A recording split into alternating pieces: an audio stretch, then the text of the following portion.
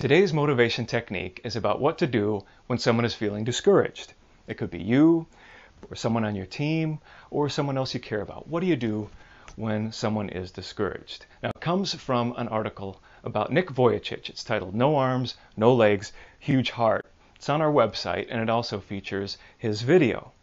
Now, Nick was born with no arms or legs in 1982 in Melbourne, Australia. But what he lacks doesn't hold him back. He's an extraordinary motivational speaker, and he really gets out there. He steers a boat, he goes fishing, he putts golf balls, he goes down water slides. He's inspirational. And he points us towards today's motivation technique about what to do when you're discouraged. Because a common mistake when you're discouraged is to get caught in cycles dwelling on what's wrong or unfair or uncomfortable. In short, dwelling on what you don't have or you can't do. Instead, what you want to focus on is what you do have and what you can do. And we refer to Nick for this technique because, well, think of it this way. If anyone has a reason to focus on what he doesn't have, without arms and legs, it's Nick. And if anyone has a reason to focus on what he can't do, that's Nick too. Because there's just so much that he's not able to do that most of us take for granted all the time.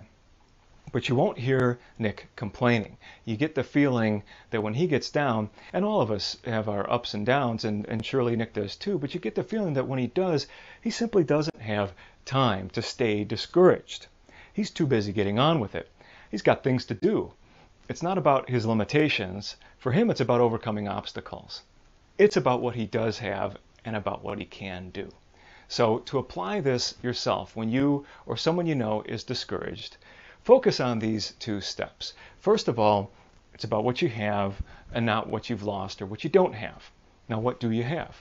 Well, you've got plenty. You've got knowledge, you've got experience, skills, talents, you've got strengths, resources, ideas, and there's people too. You have friends, you have family, others, the list goes on. In fact, for this step, do make a list. Make a list of all these things that you have relative to the challenge that you're facing.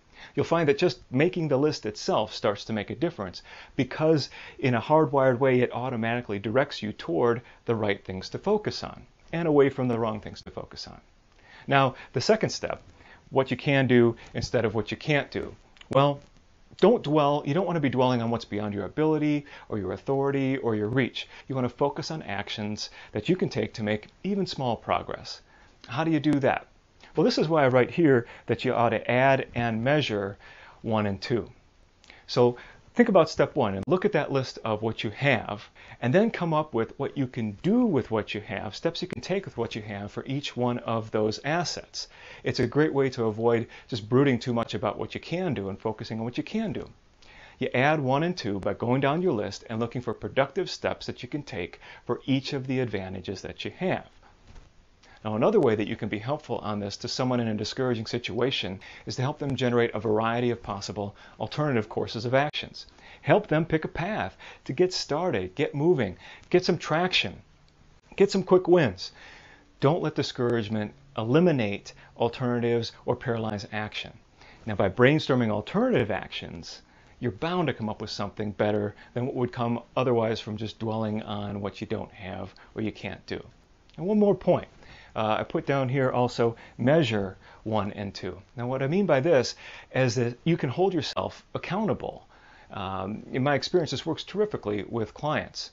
And let me give you an example. So when you're discouraged, ask yourself this. What percentage of time are you focusing on what you've lost instead of what you still have? That's step 1, right? Ask yourself also, what percentage of time on what you can't do instead of what you can do? That's step 2. Measure yourself on that as well. Now you want to catch yourself doing this and then set a goal to increase the percentage of time that you spend on the right side of those 2 points. For more on this topic, visit motivationrules.com and search on any of the words that you see here on the board. What you'll do is then you'll pull up the full article, which has more tips and tools, and Nick's video too, which is an amazing thing to see. And check out Nick's website as well, attitudeisaltitude.com. I'm John Allman. Come back soon for our next motivation technique.